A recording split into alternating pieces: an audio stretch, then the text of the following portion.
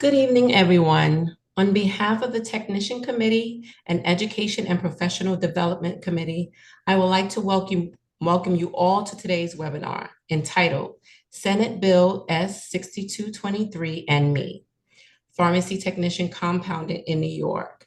We are thrilled to have our very own Christa Clay and Leslie Serrano as our guests who will present. Christa is an advanced certified pharmacy technician and certified volunteer administrator. She works as an assessment content developer and volunteer manager at the Pharmacy Technician Certification Board, where she is thrilled to be able to travel all over the states, creating exam questions in collaboration with practicing pharmacy technicians, pharmacists, and pharmacy educators. At home in New York, she is a co-chair of the Pharmacy Technician Committee of the New York State Council of Health System Pharmacists, as well as a co-chair of the Preceptor Development Committee of the New York City chapter. Christa is a passionate theater goer and a cello student who makes up in enthusiasm what she lacks in talent. Now, Leslie is a dedicated certified pharmacy technician at Montefiore Medical Center, where she has built a remarkable career over the past 20 years. Currently serving as the pharmacy automation manager, Leslie has demonstrated exceptional leadership and expertise in her field. In addition to her role at Montefiore, she is the co-chair of the Pharmacy Technician Committee for both NYSCHP and the Westchester chapter, advocating for the advancement and recognition of pharmacy technicians. Leslie's commitment to her profession and her ongoing contributions to the pharmacy community make her a respected leader and a valuable asset to her team. Before we get started, I'd like to share a few quick points. Anyone having technical issues during the presentation, please use the chat option to communicate with the office. Every effort will be made to assist in resolution of those issues. If you have any questions directed to the speaker, please use our Q&A box. And as you all know, the CE code for the program will be provided at the end of this session. Without further ado, I will introduce Christa Clay. Hi, everyone. I'm Christa Clay, and I'd like to thank you all for joining us here tonight. Thank you to Toshiba Morgan Joseph for that introduction. Toshiba is the director at large over the NYSCHP Pharmacy Technician Committee, which is offering this CE presentation tonight. We would also like to thank the New York State Council of Health System Pharmacists and its Education Committee for giving us this platform this evening, as well as the Advocacy Committee for some of the information and strategies we're going to discuss near the end of the presentation. Neither Leslie nor I, as your speakers this evening, have any conflicts of interest or relevant financial relationships to disclose. I'll first go over our learning objectives for this presentation. By the end of the evening, we hope that pharmacy technicians and pharmacists will be able to summarize the legislative process by which a bill becomes a law in the state of New York, describe the purpose and intended effects of New York Senate Bill S6223, and develop advocacy strategies for legislative issues affecting pharmacy practice. Also, as the graphic on the screen suggests, we'd like to take this opportunity to wish all of the pharmacy technicians in attendance this evening a very happy Pharmacy Technician Day, which is today. It's right now. So we'll begin our actual learning this evening with a quick introduction to the structure of New York state government. So just like the federal government, the government of the state of New York is made up of three branches: the executive, the judicial, and the legislative. This separation of powers among the branches is intended to prevent the concentration of power in any one branch. We'll start with the executive branch. New York's executive branch is headed by 4 elected officials. Their names are on the left of your screens there. We've got the governor, the lieutenant governor, the attorney general, and the comptroller. The governor's duties include convening the legislature, submitting a budget annually to the legislature, signing or vetoing bills passed by the legislature, serving as commander-in-chief of the state's military and naval forces, appointing and removing non-elected state officers, and granting pardons, commutations, and reprieves. The lieutenant governor's duties are really just that he's first in line to succeed the governor if something should happen. And the lieutenant governor presides over the state senate. The office of the attorney general protects the rights of New Yorkers, the legal rights of New Yorkers, represents the state in legal matters, and prosecutes violations of state law. And finally, the office of the comptroller maintains the state's accounts, pays bills and payrolls, and invests state funds. They audit state agencies and local governments, and the office administers the state employee retirement system. All 4 executive branch officers are directly elected by the people of the state of New York. That happens every 4 years. So while we are currently in an election season, none of these 4 executive officers are currently up for re-election. Their next election will occur in 2026. Moving on to the judicial branch. The judicial branch comprises a range of courts from trial to appellate courts, all with various jurisdictions and functions under what's called a unified court system. The unified court system in New York is one of the largest and most complex in the world, as I'm sure you can imagine, because we have a large population. The very highest court in the state of New York is the Court of Appeals, and the chief judge of the Court of Appeals is the ranking judge in New York and is responsible for supervising the entire court system. However, the legislative branch is the one that we're going to focus on tonight because this is the one that actually makes our laws, like the pharmacy law that we're going to be discussing this evening. Just like the United States Congress at the federal level, New York's legislature is bicameral, which means it's made up of 2 houses. We have the Senate and the Assembly in New York. At the federal level in the US Congress, the 2 houses are called the Senate and the House of Representatives. But instead, in New York State, we have the Senate and the Assembly. The New York State Senate has 63 members who are elected to 2-year terms. There are 37 standing committees within the Senate, and we're going to talk in a bit more detail about committees in the upcoming slides. I'd also like to point out that there are no established term limits in New York for senators or assembly members. So if somebody can just keep getting themselves elected term after term, they can actually keep their job as a senator or an assembly member indefinitely. There is no limit on how many terms they can serve. The New York State Assembly is a little bit bigger than the Senate. There are 150 members in the Assembly. They are also elected to 2-year terms without term limits. And there are 39 standing committees within the Assembly.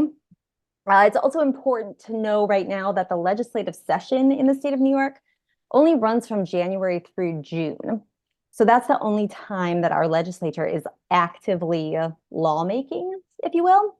They get a break in the summer, and during an election season like it is right now, they are often busy campaigning for re-election themselves or on behalf of their political parties. So the actual work of turning a proposed bill into a law is not happening at this very moment because the legislature is not in session. The 2024 session ended in June. So moving on, I mentioned the 37 and 39 standing committees that exist in each of our legislative chambers. So what is this committee thing? Both legislative houses in New York use what's called the committee system to make decisions. And each chamber of the legislature has its own committees. Like I said, there are 37 in the Senate and 39 in the Assembly, and there is lots of overlap, meaning that the same committee or committees on the same subject often exist in both chambers. A committee is a small group of legislators, senators, or assembly members. They stay divided in this context. They don't work together within their committees. So a Senate committee would be made up of entirely senators, and assembly committee would be made up of entirely assembly members. So it's a small group of legislators that reviews bills, holds hearings to gather information and opinions, and makes recommendations about legislation to the rest of the relevant House. Within the committees are sometimes subcommittees, which are established to study specific aspects of larger issues that might be being reviewed by the full committee. Each committee has a chairperson who is the leader of the committee. Each committee schedules and conducts its own hearings and produces reports on its conclusions. Each of our elected legislatures belongs to several committees, about 3 to 5 committees per legislature. But remember that right now is an active election season. So there is committee membership and leadership in place right now, but it's kind of in name only at this time. They are not currently active, and we don't know yet who's going to be reelected or newly elected after November, and then appointed to committees or appointed to committee leadership for the next legislative session that will begin in January. So the committees are still standing. They're always standing, but they are not actively doing committee work at this time. One not so fun fact about the committee system in New York is that in most other states, any member of the public can actually sign up to testify before a committee during a public hearing, whether that is in support of or in opposition to the legislation being considered. However, in New York, someone has to be invited to testify before a committee, and not all legislation receives a public hearing at all. So we're going to talk more near the end of this presentation about how you can make your opinions known to our government without waiting around for an invitation from one of these committees to speak. Because in many other places, states in the US, you could literally just sign up to make your voice heard. But here we have to take a slightly different route because those committee testimonies are by invitation only. A bill will be assigned to a committee after a bill is developed and introduced. It will be assigned to a committee for consideration based on the subject of the bill. For example, a bill that affects senior citizens would be reviewed by the Aging Committee, while a bill affecting consumers would go to the Consumer Affairs and Protection Committee, which is what it's called in the Assembly. If that bill were in the Senate and it affected consumers, that committee is just called Consumer Protection in the Senate. Like I said, there is a lot of overlap between the 37 Senate committees and 39 Assembly committees. You will find in upcoming slides that a lot of the legislation affecting pharmacy and pharmacy technician practice ends up in what's called the Higher Education Committee in both the Senate and the Assembly. So keep your eyes open for that Higher Education Committee when we start talking about specific bills. So now that we know about our state's legislative committees, let's talk about what is a bill and how does it become a law. So every bill begins as an idea. The original idea for a bill can come from anyone, including legislators themselves, constituents like you and me, professional organizations like NYSCHP, special interest groups. We don't always know where the original ideas for bills come from, but each one does begin as an idea. Once that idea once the overall concept is determined and agreed upon, the bill will be submitted to what's called the Bill Drafting Commission, which is going to translate that bill into fancy, formal legal language. And the bill is also going to be assigned a number for identification. All of the Senate bills begin fittingly with the letter S, and Assembly bills begin with the letter A. A bill has to be formally introduced to a chamber by a senator in the Senate or an assembly member in the Assembly, or a standing committee itself can introduce or present a bill sort of as a group. But this is where a member of the public, a constituent, etc., cannot introduce bills.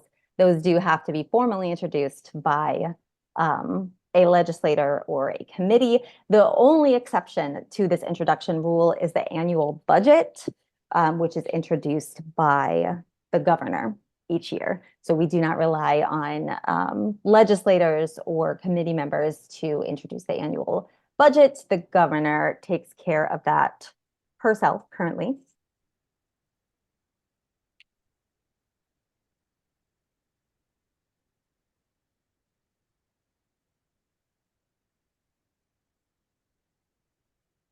After the bill is formally introduced, the relevant chamber's leadership, that's going to be the speaker in the assembly or the majority leader in the Senate, is going to refer that bill to the appropriate standing committee for study. This is when they might decide to hold a public hearing on the issue and maybe invite testimony. Although, as we have learned, that doesn't often happen in New York. If the majority of the committee members involved support a bill, then it is going to be presented to the full chamber for a vote. A bill that is reported to the full chamber can be amended during the chamber consideration process. Amendments to a bill are denoted by a letter suffix, such as S3591A, which is a bill that we are going to learn about later. Amendments are revisions or edits to the language of a bill. So those can be made during the chamber debate process. They can also be made sort of after the fact. Once a bill becomes a law, the amendment process exists to sort of tweak or revise existing laws. And again, we're going to learn about an example of this later in this presentation. So a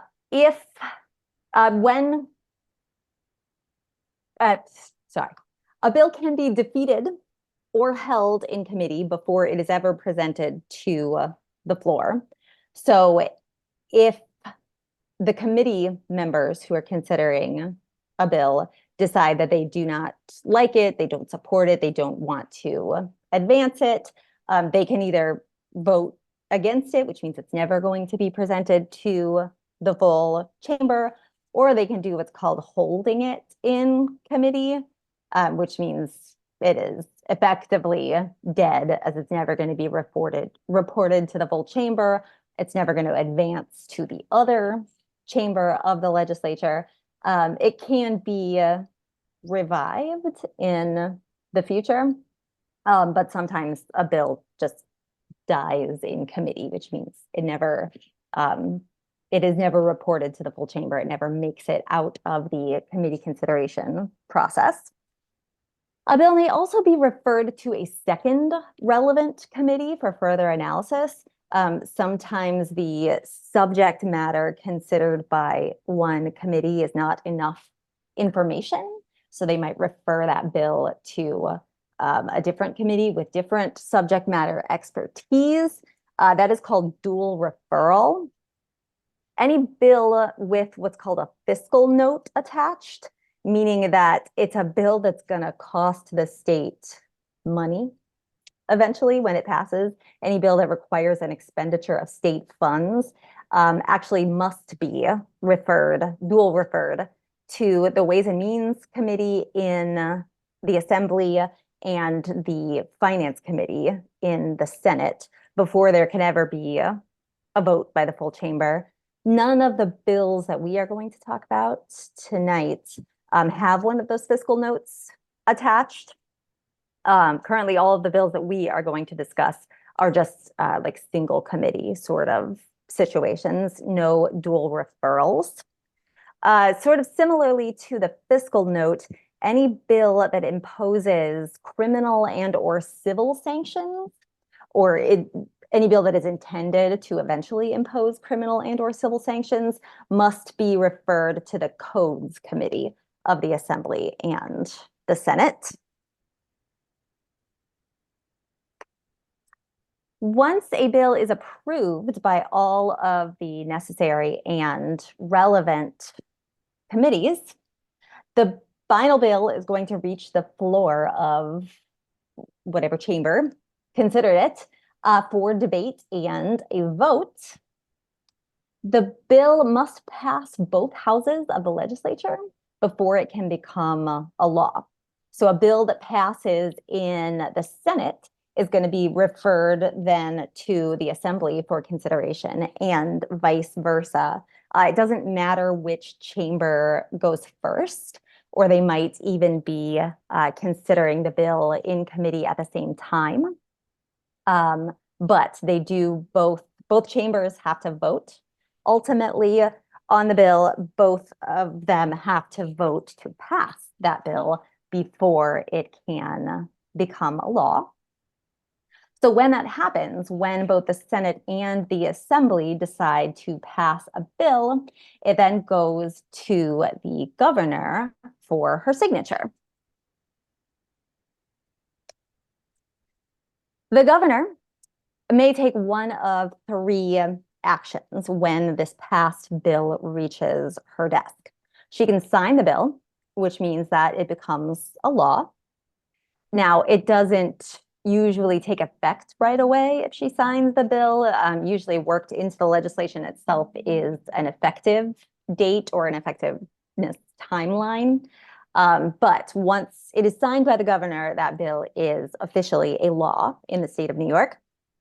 The governor can choose to veto the bill instead, which means that she has rejected it, and it might not become a law. I say that it might not become a law because there is an override process for governor vetoes. But the third option that the governor has when a bill reaches her desk is that she can take no action at all. She can neither sign the bill nor veto it. And after 10 days of no action from the governor, the bill is automatically approved, which is called pocket approval. And I imagine that that probably occurs for political reasons, like when a governor doesn't feel strongly enough about a bill to veto it entirely, or doesn't feel like she has the political support to veto it entirely, but also doesn't want to be seen as like supporting it. I don't have a specific example for you, but that is what I imagine. When a governor chooses to veto a bill, like I said, that doesn't mean that it is definitely permanently defeated and that it's never going to be a law in the state of New York. A governor's veto is overridden when 2/3 of both legislative chambers vote in its favor or vote against the governor's veto. So if both chambers of the legislature pass a bill into law, they present it to the governor and the governor says no, if they feel strongly enough about it, such that 2/3 of the members of both of those houses are willing to vote to override the veto, there is still a chance for that bill to become a law despite a governor's veto. Now let's take a look at a bill that's currently in the middle of this whole process that we just discussed. And therefore, an illustrative example that's relevant to us as pharmacy professionals, I'm talking about Senate Bill S6223, for which this presentation is named. So we're talking about Senate Bill S6223, which was introduced in the most recent legislative session that ended in June of this year. S6223 permits certain registered pharmacy technicians to assist a licensed pharmacist in preparing prescriptions in certain facilities.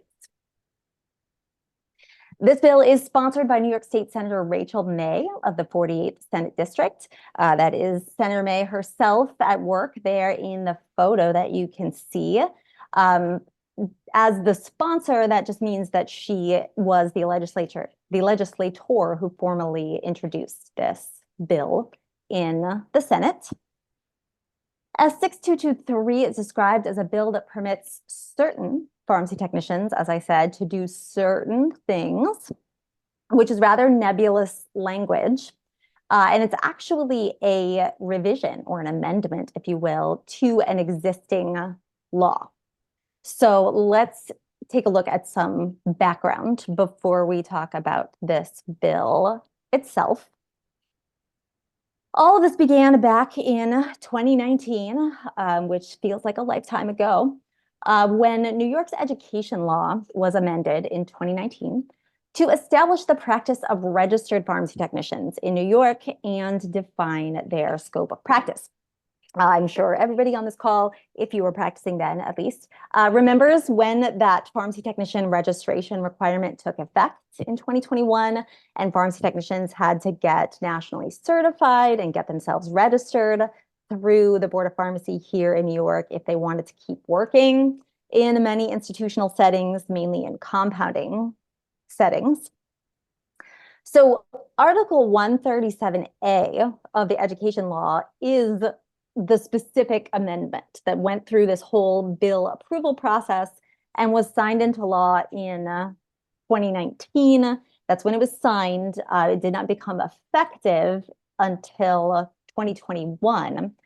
And that is the background leading up to our current Senate Bill S6223. Article 137A specifically defines pharmacy technician practice. This is just in part. I'm not going to read the whole thing out loud to you. I didn't even put the whole thing on the slide. But pharmacy technician practice is defined like this.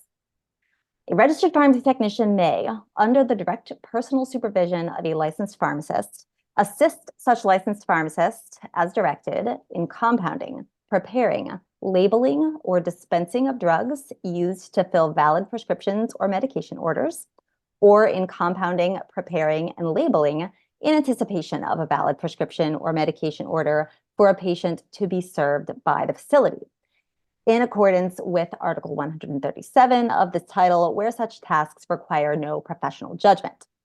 Such professional judgment shall only be exercised by a licensed pharmacist. A registered pharmacy technician may only practice in a facility licensed in accordance with Article 28 of the Public Health Law, or a pharmacy owned and operated by such a facility under the direct personal supervision of the licensed pharmacist employed in such a facility or pharmacy. So we have all of this fancy legal language that was produced by the bill drafting committee originally, but these are pretty familiar circumstances to us as pharmacy technicians. We work under the supervision of a licensed pharmacist, and we perform tasks that do not require professional clinical judgment. So this language might not seem like a problem, but as it turns out, there is a problem with this language that was discovered after it was originally signed into law in 2019. And the problem is this sentence that is now highlighted in red, because the red highlight clearly states that registered pharmacy technicians may practice only in facilities licensed in accordance with a different law, specifically Article 28 of the Public Health Law. And Article 28 of the Public Health Law includes hospitals, clinics, and residential healthcare facilities as the only places where registered pharmacy technicians are allowed to practice, which is a significant chunk of our usual practice settings. However,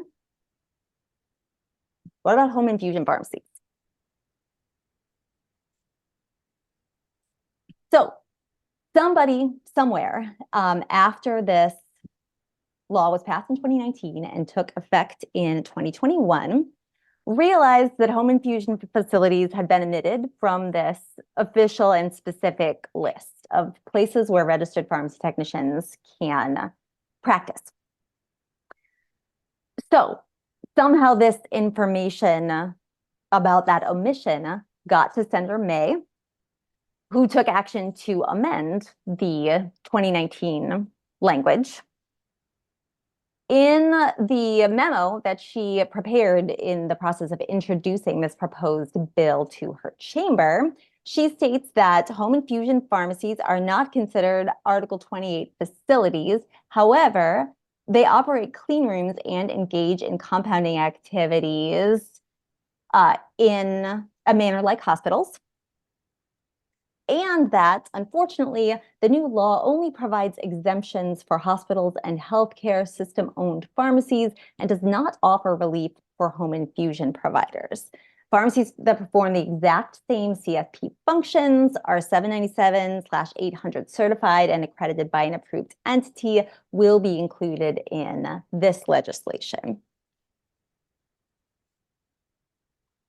So, what Senator May and the committee that considered this bill has come up with as a fix for the fact that home infusion facilities were omitted from the original official list of practice sites. The fix that they have come up with is to add just one more article to the language of the original 2019 bill.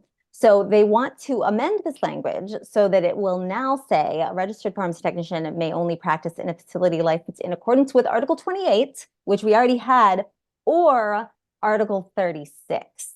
The text there in capital letters is the proposed addition to the existing language. So that's still Article 36 of the Public Health Law, or a pharmacy owned and operated by such a facility under the direct personal supervision of a licensed pharmacist employed by such a facility or pharmacist. As I stated, the additions or revisions to this law are printed in capital letters there. And the single word that is in brackets, they have proposed removing the word in and replacing it with the word by. So Article 36 of the Public Health Law actually does cover home infusion facilities. So adding Article 36 to Article 28 facilities in the original law is the proposed fix for that omission of our home infusion facilities. Now, we know that the legislature is not currently in session. There is no committee currently considering or working on this bill. So I wanted to let you know where it stands right now. It was passed by the Senate, and a bill has to be approved by both chambers. So it passed the Senate. It was delivered to the Assembly, where it was assigned a new identification number that begins with an A because it is now being considered in an Assembly committee. The Assembly sponsor is Harry B. Bronson of District 138. There are several co-sponsors whose names you can read there. And where this bill stands in the Assembly currently is that it has been referred to the Higher Education Committee. And if you look over there at the right side of your screen, I did just want to point out that this bill did previously die in the assembly earlier this year, which probably means that they just never got to a point where they came to a conclusion on it at all. You can see the little red arrow there. I copied and pasted this timeline directly from the Senate's website. But just because something dies in a committee does not mean that it is dead forever. This bill has been revised. It has gone on to pass the Senate, and it has been delivered again to the Assembly and referred to the Assembly Higher Education Committee. Presumably, hopefully, consideration of what is now in the Assembly called A2476. Presumably consideration of this new bill will resume in January of 2025 when the legislative session resumes, with maybe not all new, but some new legislators and committee members. So that is S6223, which I chose to highlight because it rhymes with the title, S6223 and me, but it also serves as a really good example of the process by which a bill becomes a law in the state of New York. But it is not the only pharmacy technician legislation that is currently alive in our legislature. So there are two other pieces of legislation specific to pharmacy technicians that you can see on your screen right now. I'm not going to read all of this out loud to you, but one defines pharmacy technician practice such that a pharmacy technician could practice in any pharmacy setting under the supervision of a pharmacist. Right now, we only have Article 28 and Article 36 has been proposed facilities, but this bill would allow a registered pharmacy technician to practice in any setting, of course, under the supervision of a pharmacist. There's another bill being considered that would authorize registered pharmacy technicians to administer the same immunizations as pharmacists can in the state of New York, which is pretty exciting. And this is happening in a lot of other states already that aren't New York. Both of these bills have been introduced in both chambers of the legislature. You can see the statuses of each of these bills. One has passed the Senate already, and that one is in committee in the Assembly. And then the second bill has been is in committee in both chambers of the legislature. And pharmacy technicians are not the only thing that our legislature seeks to regulate. There are also several proposed pieces of legislation affecting pharmacists and pharmacy practice that we have chosen to highlight here. This bill has been is in committee in both chambers of the Senate, both chambers of the legislation. This would extend the current collaborative drug therapy management, or CDTM, program to all Article 28 licensed healthcare facilities. We have already discussed Article 28. That means hospitals, clinics, and residential healthcare facilities, and permit the practice meaning collaborative drug therapy management, on a more limited basis in certain community pharmacy settings. This bill would also permit nurse practitioners to engage in collaborative practice agreements with pharmacists. Currently, Nurse practitioners are not allowed to participate in those collaborative agreements. This is an entirely different, but kind of similar bill. This one would authorize physicians to refer select patients to qualified pharmacists for a different service called Collaborative Practice Medication Adherence, or CPMA services, specified in a written protocol issued by the treating physician. This bill has passed the Senate and has been referred to the Higher Education Committee in the Assembly. This bill, which again has been introduced in both chambers of the legislature, these are the sponsors' words, not mine. But this sponsor, Gustavo Rivero, states that New York State is behind the rest of the country concerning the scope of practice for pharmacists and healthcare in general, especially when it comes to collaborative practice. So this bill is seeking to expand patient access to point of care testing or point of service testing by offering what are called CLIA-waived tests, which are simple, low-risk diagnostic tests available without a prescription or a medication order. This bill would allow pharmacists to perform some of those CLIA-waived tests.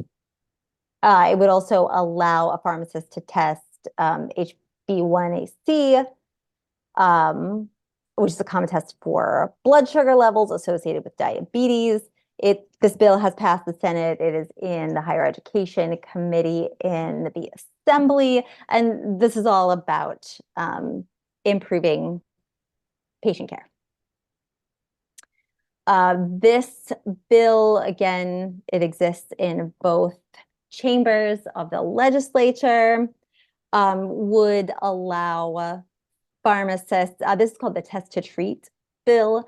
It will allow a pharmacist to test for and then initiate treatment for COVID-19, influenza, and pharyngitis resulting specifically from group A strep.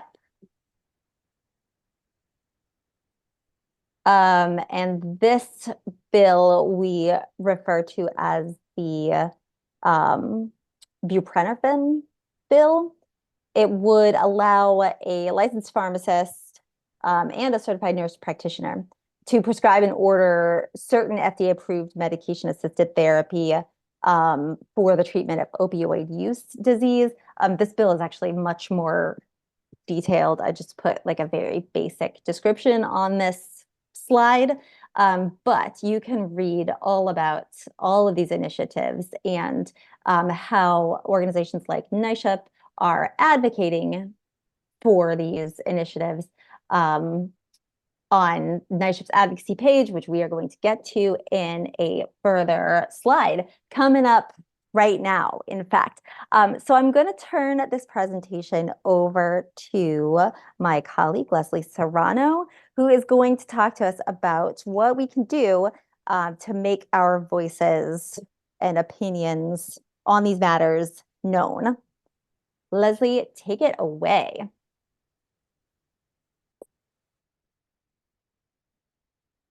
Oh, hi, everyone. So what can we do to make our voice heard?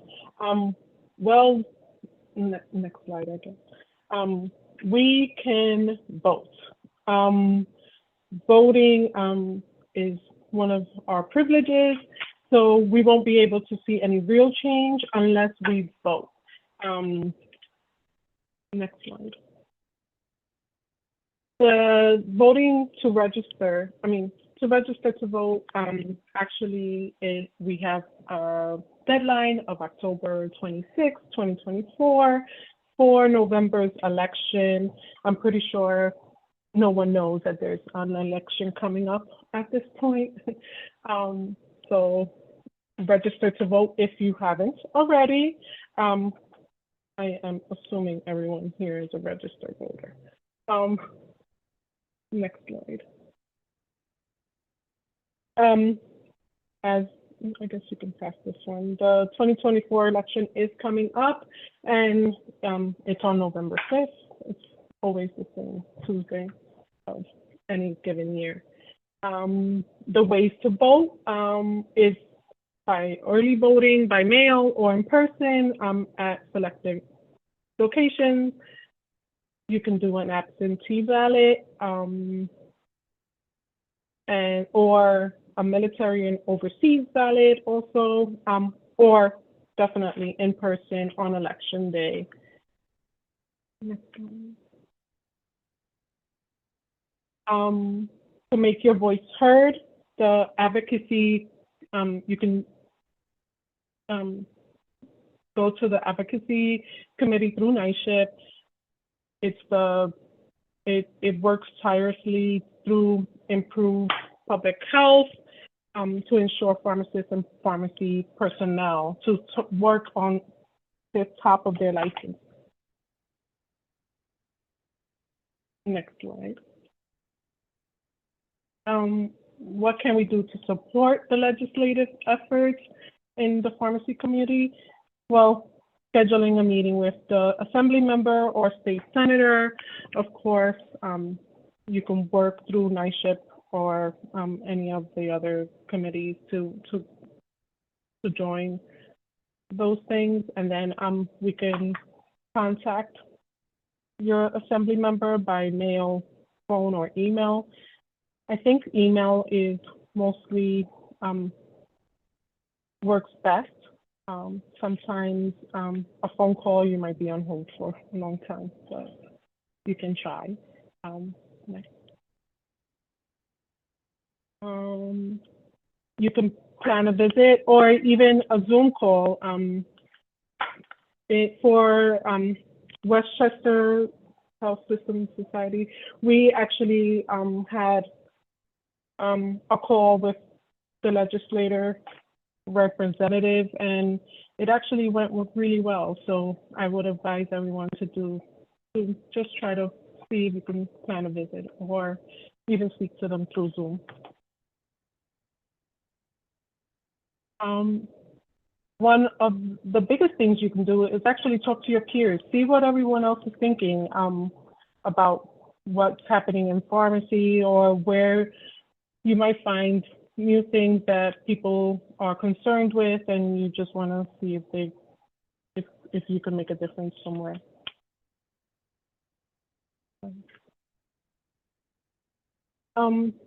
I actually just found out about this Pharmacy Day. So you can go to Albany for Pharmacy Day. It's sometime in February, I believe. Not sure exact dates, but it is on the calendar every year.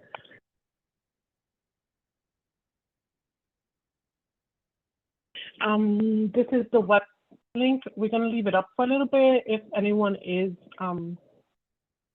would like to join the advocacy webpage, this is the link for that specific webpage.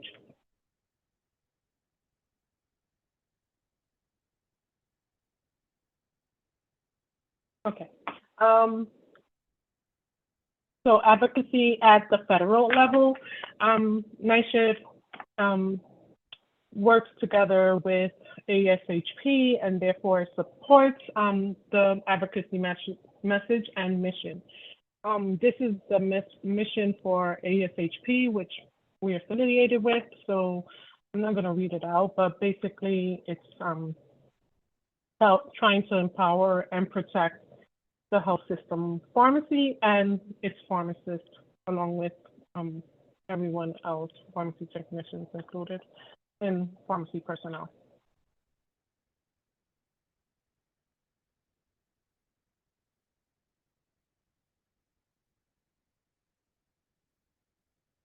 So next week, actually on Sunday, we start celebrating National Pharmacy Week. And I just want to wish everyone a happy National Pharmacy Week. Christa and I are really committed to the cause. So this is one of our favorite weeks of the year. I'm going to advance the Sure. slide just to formally introduce or kick off our question session. And now is the time to put your questions in the chat or in the Q&A function. I'm going to reverse the slides to go back to that QR code for the NYSCHP advocacy page as well, because as we know, right now is not a time to be like actively contacting our legislators because they are not in session, they are not in committee considering bills. But in January, it will be time to resume those efforts. And the NYSCHP advocacy page is a tremendous resource. There are all kinds of things to explore, not only ways that you can advocate for the profession and get involved through the organization and on your own, but also tools to use to take those actions. So I will back up to that QR code if anybody is looking for that information. If you're not on your phone watching this presentation, you can scan the QR code with your phone.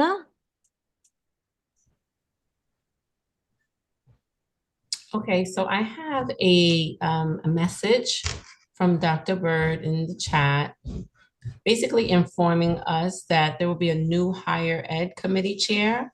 Not sure exactly who that will be, but knowing that will come.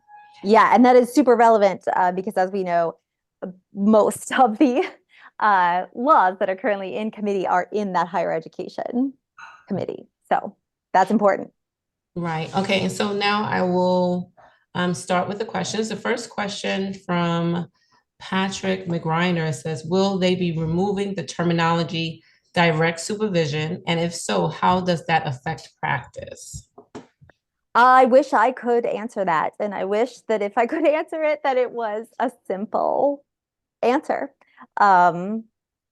Because I think one thing that we might take away from this presentation as a whole is that specificity matters when it comes to the language in which our laws are written. And direct supervision, those words, as it turns out, maybe are not as specific as one would hope. What does direct supervision mean exactly when it comes right down to it? So unfortunately, I don't have an answer as to whether they will remove that language, whether they are considering removing that language, whether they will try to more clearly define what direct supervision means. But I feel like somebody somewhere, as I said during the presentation, knows that word direct supervision is a sort of non-specific in the current legal language of the bills. That is the best answer I can give you. Okay, another question is, can you provide us with a list of legislators on the Higher Education Committee in the Assembly? I cannot, but it is on the legislators, the Assembly's website. It's also on the Senate's website because remember, those are two different committees. I'm almost certain that the NYSCHP advocacy page links to both of those resources. And also just keep in mind that though that committee membership right now is not going to be the same committee membership in January when the legislative session begins. So those lists, that is public information, it is publicly accessible, but it is not necessarily accurate for our purposes right now. We need to wait to see who's going to be elected, who's going to be reelected, and then who will be appointed to what committees. It's an interesting question. where are we at with technicians being able to vote on a national and state level, whether it's ASHP or NYSCHP, which we are waiting on for a local level? So you are talking about within organizations like NYSCHP or ASHP. In most state organizations and at ASHP, pharmacy technician members do not have a vote in the organization, which means that pharmacy technician members can't elect leadership. Sometimes that varies by chapter. This is something that the pharmacy technician committee at the state level is working on, discussing. So we are actually in the very near future going to schedule a kickoff meeting for the pharmacy technician committee at the state level, which everyone will be invited to attend. If you have thoughts or feelings about this issue or any issue affecting pharmacy technicians in the state of New York or in this organization. So we're hopeful that it's on the horizon. Thank you for that question, Doreen. The next question is, any more info on compound law for techs in the IV room? Not to my knowledge, at least nothing that is like in committee. There might be like past stuff that died that could be revived, but I am not aware of anything other than the 3 pharmacy technician laws that were included in this presentation, the immunization authorization, the home infusion facilities, and the addition of any pharmacy practice setting to the definition of a tech's scope of practice are the only like live bills that I am aware of at this time. Okay, there's a very detailed discussion happening in the chat. I don't know if everyone's chiming in, but another comment is, so Article 36 facilities leaves out retail pharmacies, that conduct compounding. Mark recommends a bill that addresses all setting of pharmacy technicians, speaking as a concerned pharmacist and not as a representative of NYSCHP, New York State Board of Pharmacy. Yeah, exactly, right? So as I'm sure you are aware, the registration requirement for pharmacy technicians in the state of New York currently only applies to those Article 28 facilities, and then goes on to say that registered pharmacy technicians can only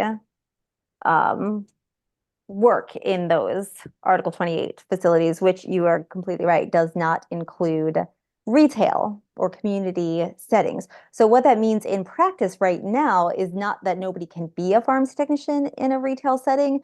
It just means that that pharmacy technicians in retail settings are not required to register with the board as pharmacy technicians, and then are prohibited from performing specific duties like compounding.